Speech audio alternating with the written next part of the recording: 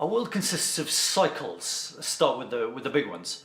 You've got an annual cycle whereby the world rotates around the sun, and during that period a lot of physical changes occur on Earth. Winter, spring, summer, autumn, for example, the tilt of the axis of the Earth, and this big cycle around the middle of the solar system. Similarly, a lunar cycle. Every month the moon orbits the planet, and again physical changes are incurred here on the Earth. This celestial body known as the moon has the gravitational or magnetic power to shift entire oceans back and forth depending on its position, etc, etc. And a daily cycle, of course, where the rotation of the planet interacting with the light of the sun creates such a great polarized difference between night and day, where the two environments or atmospheres of the planet change enormously with regards to the percentage of light that's around in the environment. However, there are larger ones too, galactic cycles.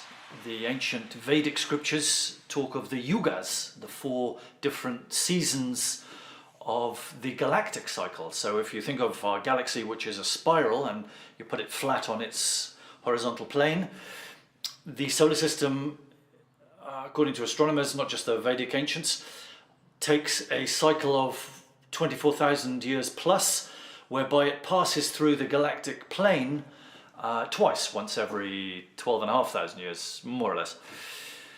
And the difference between time in the galactic plane as opposed to time in the peripheries, out into the darkness of space, if you like, has again its great polar differences with regards to environments and the atmospheres here. And according to the Vedic scriptures, and also the ancient Mexicans, the Mayans, with their Long Count Calendar, 2012 signaled the end of one of these Yuga periods, end of the Kali Yuga. And if you think about it back to the local level of night and day, dawn is breaking. We're coming out of the darkest time, the darkest hour before dawn, and we're arriving at the what astronomers call in scientific terms the Photon belt. We're coming in line with the galactic plane. The spiral is flat, and we're coming in line with the galactic plane once every 12,500 years. So it begs the question, what does that mean? What physical changes, what atmospheric and environmental changes can we expect on account of the arrival of the solar system, all the planets in the solar system and the sun, in line with the photon belt, the center of the galactic plane? Well, again, it's quite interesting to look back into ancient cultures and see what their take on it was. And it's often referred to as a golden time. And so physics-wise,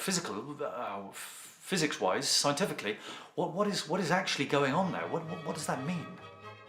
And it begs the question about harmonics and frequencies. Out in space we have the 4th element, solids, liquids, gas and plasma, and out in space there's frequencies, waveforms, electromagnetic harmonics. I don't know if any of you remember so far back as the days of the earliest home computers, where audio tapes were used with which to transmit data to load software programs, games, for example, when I was a teenager, into the computer. So for example, if you wanted to play Attic Attack or Manic Miner, Jet Set Willy, these kind of games, you had to load in audio harmonics data via frequencies into the computer via a cassette tape. And this translates to a much wider perspective with regards to data transfers in space, whereby Birkeland currents are almost like motorways of data of electromagnetism that span galaxies, between galaxies on vast, vast differences. And similarly, you have harmonics audio in the same electromagnetic spectrum. You have light and the spectrum breakdown of our colors. But this photon belt, the galactic plane that we're arriving in now, intensifies those frequencies, those waveforms, those harmonics on a grand scale. And so how that will come down and affect the physics of life here on planet Earth is open to speculation and scientific research. And it's a fascinating topic, because as the difference between night and day, we can expect that great changes to the laws of physics will occur. If you were a species that only lived for a few seconds, and for generation after generation you lived during the night time, and somebody said, hey, at some point, in the very distant future, there's going to be dawn and everything is going to change completely, you might question the validity of such a claim. But when you dig into ancient scriptures and you look at the correspondence and correlation with current astronomy and astrology, there's a lot to suggest that there's validation with such a claim, that great physical changes to the laws of physics are on the cards. And so that intensity of immaterial, non-physical waveforms that is arriving from the galactic center without us being out in the middle of deep space at the apex of our nodal orbit from the solar system perspective, creates this purity of signal, of data, of harmonic reception. And then you can look at cymatics, whereby experiments put grains of sand or salt onto a tray and then feed a harmonic signal into the tray, and the changing of the tone, so from a musical perspective, from the note A to the note F or whatever, will change the geometric shape of the position of the grain.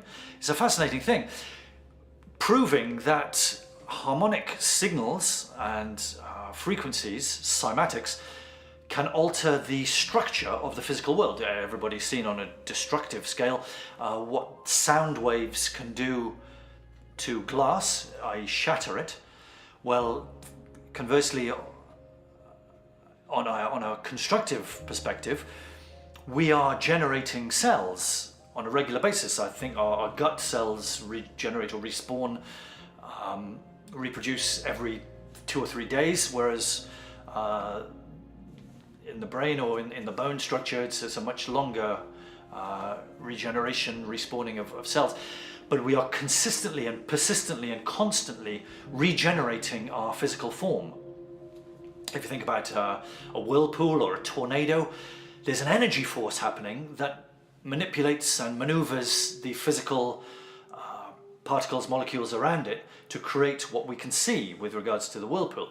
But you take away the physics and the material and there's nothing to be seen. Similarly, as living species, we are pulling, in inverted commas, towards us material from the world, usually with food, and we are creating, through this energetic process, our physical structure. But there are other other non-physical structures, our emotional body, our mental body, our light body, our astral body, etc., that are also to be taken into consideration. When we look at the biofield, what the ancients would have called the aura, we can see that these electromagnetic harmonic frequencies have great impact and harmonics, and we're a very rhythmical life form.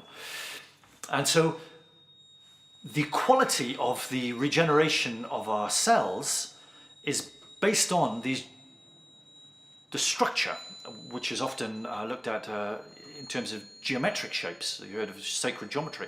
Well, this is where science and spirituality combines, and we look at the interface between the non-physical and the physical, and the template with which we have to respawn and regenerate and reproduce our physical self. Well, with a pure and very clear and crisp input of data via harmonics and light, then the quality of that template's reproduction, Rupert Sheldrake's morphogenetic fields, the morphic resonance, is the interface between the metaphysics and the physics. So we get to places like stem cells where the quality of cell is produced. And you look at areas of disease, such as a cancer, for example. Well, they've done studies of the mummified remains of Egyptians, saying that there were no tumours and cancers in those times. Well, perhaps what's happening is that the toxicity of the environment with which we live in is creating these problems, but that's about to, or gradually becoming defunct and changing through the quality of the harmonics that the photon belt is going to provide for us. So we live in very exciting times, and in theory, the lifespan of a human, with the regeneration and the respawning of the cells from a factory settings template, can improve and increase vastly, even to the extent that, in theory, immortality, depending on the quality of our template's regeneration, is not out of the question.